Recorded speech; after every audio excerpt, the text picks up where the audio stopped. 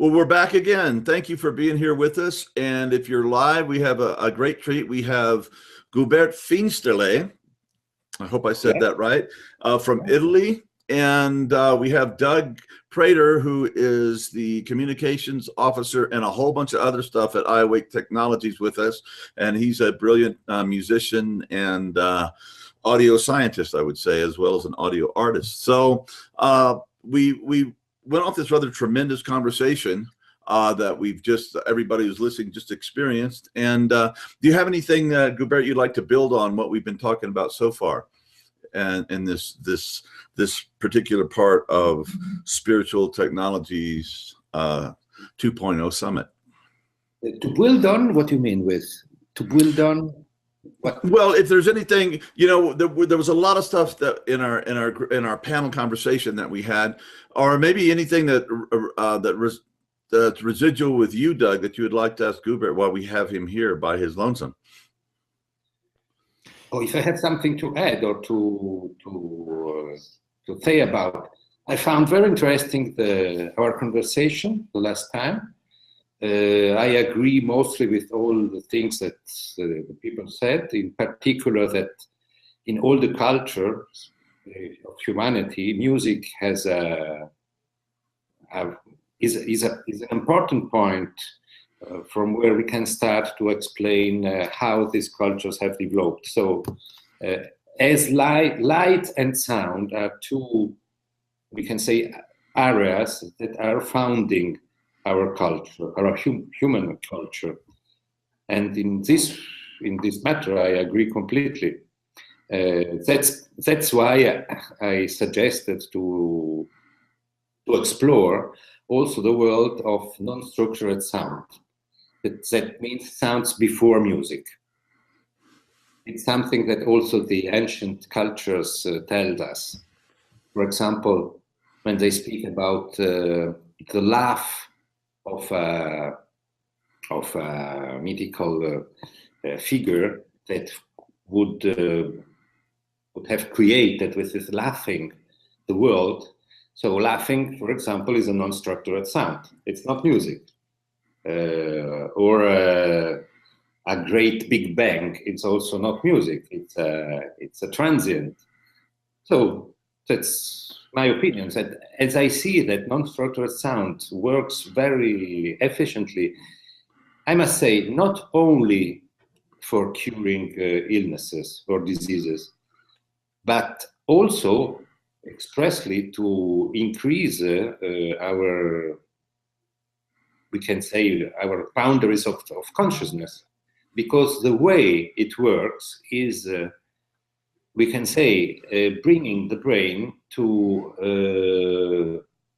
a sort of functionality that is describable as an ecstatic state, with visions and sounds that you can hear, also words.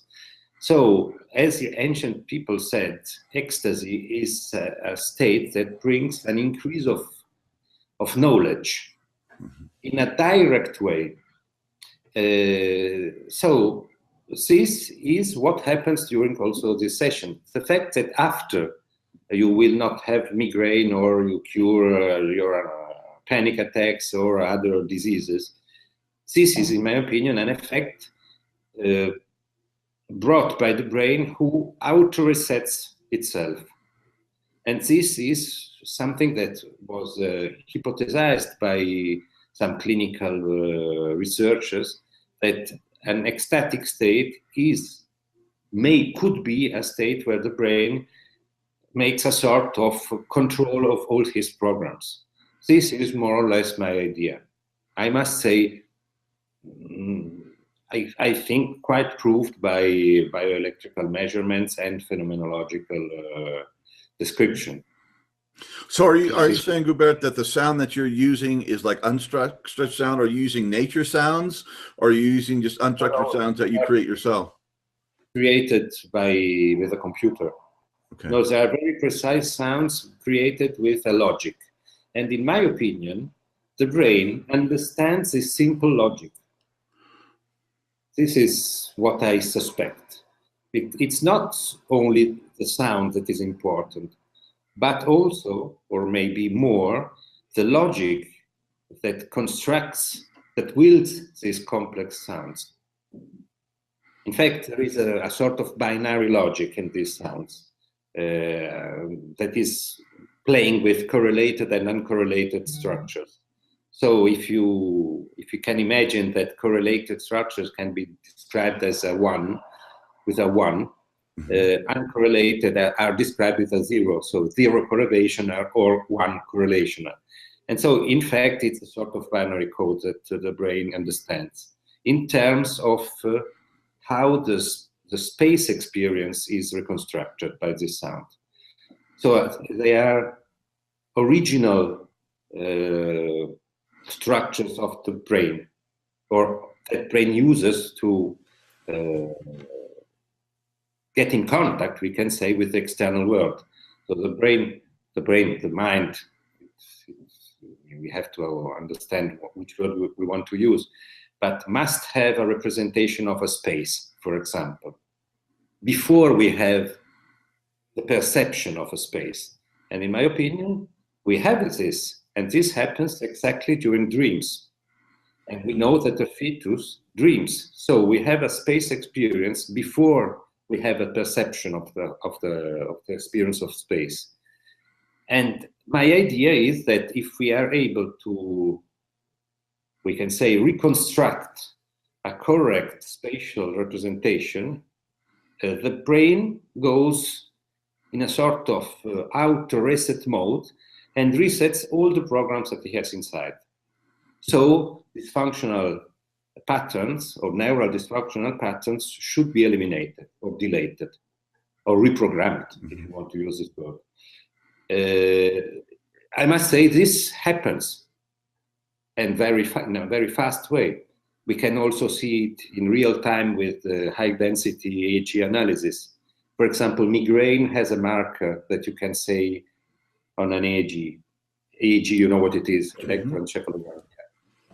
And if we made this session with, in real time, an EEG analysis, we see that at certain moments, some we call them some packages, because you see them very clearly on an EEG. All the bands go in synchro, and you see as the migraine has a clear marker that is in opposition of phase to these synchronizations. You see the session tends to synchronize all, and then sometimes there is this unsynchronized or out of phase reaction. And if you ask then after the person, he will tell, or he told us, yes, the headache came and went. And I must say, quite in relation with these neurobiological measurements. So I would say it's really so. When the brain is in this condition, it is able to delete dysfunctional neural circuit. So, but what kind of technology are you using? Are you using headphones? I'm now using headphones. I mean, are there special headphones you designed, or they're just like, high-end headphones you can buy at a store? Some specific, some particular specifications, for example, to be a closed one, in order to be sure that the sound that is heard is exactly the sound that I want is heard. Take in mind, just to give an idea, and just to eliminate immediately the misunderstanding that, for example, if you hear pink noise or white noise or brown noise from internet, you will have some benefits. I would say no, this is not the fact. There are many researchers. One of the latest is one from the Massachusetts Institute of Technology about pink noise, where they stated that pink noise seems to do nothing to the brain. But if we began to modulate the pink noise in amplitude following the brain waves of the subject who wants to fall asleep, then it has some effects. But it's the modulation, not the pink noise. And just to give another example that concerns my findings, I use a headphone that has these characteristics. However, the sound that is theoretically built with some characteristics has then to be heard with this headphone. So I have to tune this matrix on the sound of this headphone in order to have exactly the sound I want. For making this particular tuning, so from the original matrix to the specific sound that has to be heard with this headphone, I spent more or less, if I remember, 4 months to find the correct tuning. And with some, just to give an idea, with precision, that was and is within a half of decibel in specific areas of the frequency band. So it's not easy to tune the system. But okay, Gubert, let me make a space for if you have any questions or comments, Doug, that you'd like to. And I certainly have a bunch of questions, but anyway, I'm going to give Doug a chance to step in here. Yeah, in listening to your work in conjunction with what some of the other panelists had said, I had a thought that occurred to me here. Doreen was talking about the specific frequencies and the mind-ear connection. That lack of exposure to certain frequencies makes us unable to hear them, and this affects our general sense of well-being. And then what Alexandra was saying about overtones, the use of overtones and frequencies. I wondered if his work with overtones would help remedy some of these frequency imbalances that Doreen's work has perceived, and then playing it through your system and your headphones. Have you ever experimented with things like that, the Tibetan singing bowls and the gongs, and seen results from that? I experienced in my life many ways. I experienced also meditation and so on. I experienced, for example, also, how do you call them? The Tibetan bells. This wang wang, these bells that can be played with a particular instrument. I also recorded something like this, and I must say, certainly it has some effect on our brain. Sure. The problem, or better, my problem was also Bach, for example, has a great effect on my brain and on my body, I must say. However, to understand, not Bach in itself, but Bach played, I don't know, by Glenn Gould or by Richter in this particular concert, because otherwise it's not so enchanting for me. So it's a mix between who composes these structures and who plays these structures, and also the sensitivity of the listener. For example, I cannot stand to listen to heavy metal, but many people, yes. So my problem was how it is possible to, or is it possible to find a standard stimulus that is able to make this sort of reset of the brain in the most neutral way as it is possible? I think yes. I think with these non-structured sounds, yes, because they bypasses all the problems related to musical culture and language. And I must say, I tested it with Americans, with Asians, with Africans, also obviously Italians and so on, and the effect was mostly the same. So I imagine now that I'm right in this research. So Gubert, say I would come to you and I'm suffering from depression. You put me in a chair, you stick on the headphones, and then what happens? What does the session look like? It's to this particular sound without doing anything. We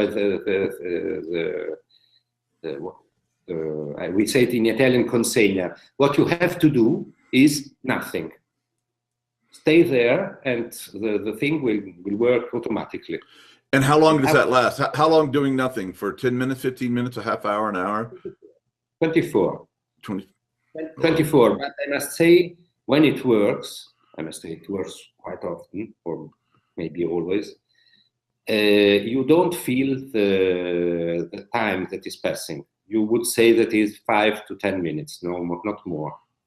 So time is switches off for the It does a subject. different thing, yeah. After, I must say, at least at the beginning, you have to be followed by someone who knows what are these possible effects, because it has a standard effect on the people. And if you do these sessions with regularity, between the second and the fourth session, usually, you will have experiences of trauma that reemerges, but with a solution for your brain. However, you must go on, because in these 2 sessions, you will not want to make them more, because you think, oh, but I'm not so well today. You have to go on. So it's not allowed to stop. If you stop... So the trauma has to re-express itself in your body, and that's part of the path of healing, yes? Quite always. Obviously, more ill you are, more the problem is big. Yeah. So maybe with you or with people who has normal trauma, so maybe it can also be not perceived this moment. But at the moment, and maybe you don't even know if you have a trauma or not. No? But when it exists somewhere, it comes out, and you have to go on, not to stop, or even if you want to stop. So there is all a procedure. Yeah, and you have to let people know beforehand, this is what's going to happen. Yes. And so be prepared when it comes up again to go, yes, thank you. Pay before. Also, if you don't come, you have paid. So I have seen it's an excellent way to it is. Motivate people to go on. And then I explain it, and then I must say they understand. And all the people say, yes, you were right. So on average, how many sessions and how many days are the sessions apart? The minimum is 6, just for a reason I told you, and 6 with someone who follows you. After this 6 or more, this will be decided by the doctor who follows you. But if he has understood that you have bypassed this first moment of disease, then after this you can also do these sessions without being followed. However, at the beginning it is necessary. Now, is this available in the United States currently? Currently not, but why not? Maybe also. That's a great question. Again, I'll put in a plug. You should come to Palo Alto this October, Gubert, for the Transformational Technology Conference. There's a lot of people there. There's investors, there's doctors, people from all these different walks of life are all looking at this technology. I think your stuff would be really well received, and it's about getting out there and connecting. There is a plus for this technology, that the action is immediate. So, and I don't say that you heal immediately from any illnesses or diseases. It's obviously not. But if you want to see a difference between after and before, you see it immediately. You can measure it with tests that are phenomenological or neurological, or also mathematical tests. You make simple calculations before and after, and you see that after the brain is faster. So if someone wants to see, but does this thinking something, you perceive it in half an hour. If you can wait half an hour, you see that something happens. Great. Doug, do you have anything? Those are the questions I wanted, but Doug, do you have any more of technical nature or untechnical, whatever you want? Well, those kind of deep releasing experiences when you're in that place of timelessness and time doing interesting things are bound to free up your system and your processing to work more efficiently. I'm curious as to what kind of measurable improvements you've seen in performance. Are they improvements in creativity, improvements in calculation speed, improvements in connection with others as people heal from these and finish a session? Yes, I must say, for example, just to make some advertising to this mathematic program, I use this program. It's a simple program. I don't know if you see it. You see something? Yeah, It's we called sure do. Math Master, and you can choose some possibilities. I choose the simplest one, and you have to make some calculations and you measure the time. And the last time I did it, on 5 that made for the first time, they say, or better, 3 it was the first time, and 2 it was not the first time they did these sessions, but we made with this program a test before and after. I must say, after there were 5 people, the best one didn't improve. So it was 31 seconds after, before, and 31 seconds after. All the others that were not so fast fastened their time approximately for a 10%, so 2-3 seconds on about 30. It's not less, but one of these had maybe a problem. So the first time she did 55 seconds and 4 or 5 mistakes. The second, after the session, she told, I don't want to do it, I'm sleepy, it will become worse than before. She did it, and she improved dramatically from 55, if I remember correctly, to 39 seconds, and with 1 mistake instead of 5. She wondered for this. It was a girl. It's also on YouTube if you want to see. There is a film of this. Brilliant. So improving of 40% in calculation is something quite incredible.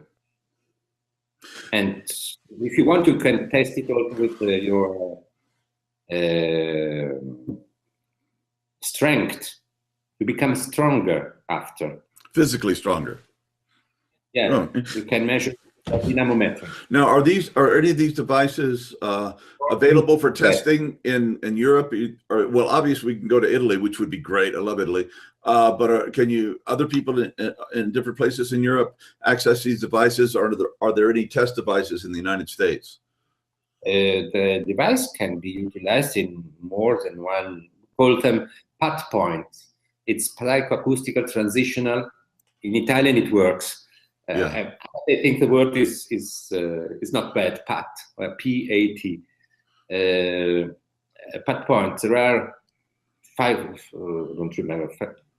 5 points in Italy, and now one also in Amsterdam.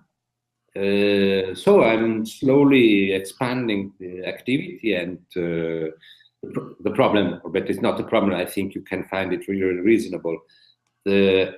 At the moment, it's a medical device, so it's proposed to medical doctor or people who works in this domain, like audiologists or psychotherapists and so on. They have to be formed for using this device, because the people does not expect such strong and fast reactions, even if they told before. So all the people who did it say, yes, it's absolutely necessary to have a formation that lasts a couple of months. It's not something so long. However, you have to experience personally what this device can do on yourself. When you have experienced on yourself, you begin to use it with other people under supervision. When, after the second month, you see people and you have understood how it works, you can go alone. So you can actually purchase a device and use it at home once you are introduced to it. For example, if a medical doctor could be interested in USA and he agrees to be formed for the use, he can use it. I think like in Europe, with any limitation. Do you know that do the people have to get a prescription for it in the United States, or maybe it's not on the map yet, and so it hasn't? I don't know. I know that rules are sometimes different from Europe to US regarding medical devices. However, I must say, in Italy, it's classified the medical device in class 1. It's the less invasive class. In reality, it's a headphone you put on, so the invasiveness is quite 0, we can say. For example, the devices that you put in the ears for hearing better are also medical devices and classified in class 2 because they go into the channel of the ear. Mm-hmm. So it's more invasive and yeah. you have to be more careful. Maybe there is no need of a medical prescription. Maybe not. I don't know. For example, for aspirina, you need medical prescription in USA. I don't know. In Italy, not.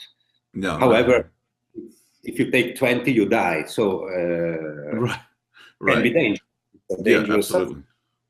Yeah, over here at cranial electrical stimulation devices in the United States, you have to get a prescription, but it's the only country in the world that I know of where you have to do that. So anyway. Yes, imagine if it's like a direct coupling, a direct electrical coupling with the brain.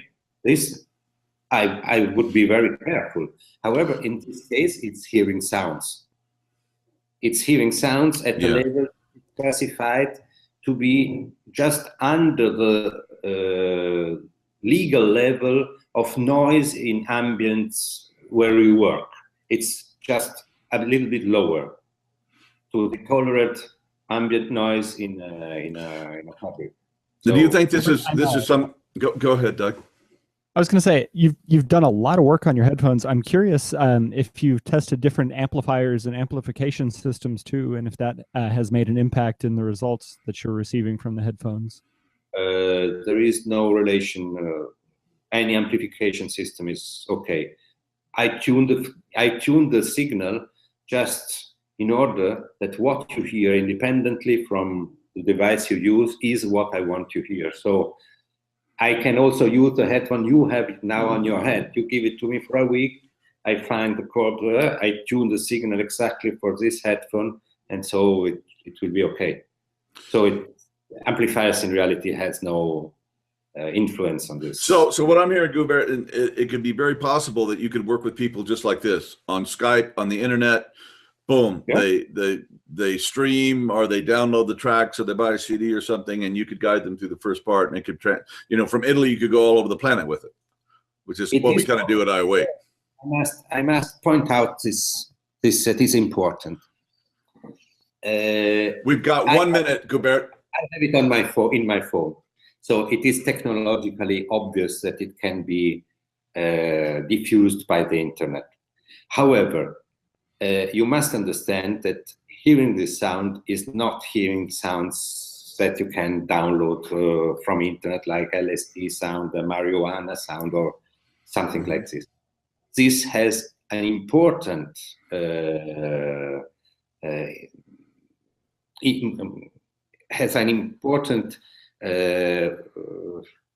interaction with brain functionality. So it's very strong. People, psychiatrists who came told me, well, it's stronger than LSD. And I say, yes, you're right. So you have to remember that this is like a hallucinogen. It's very powerful, yeah. So it's very powerful. So you have to be followed the first 6 sessions by a medical doctor or someone who is authorized and knows and trained, yeah, who knows what he's doing. A psychotherapist or an audiologist, I don't know, who can legally use this device. And this is important to keep in mind. So I could put it for, I don't know, €5, $4.49 on the internet, but it would be not ethical. Okay.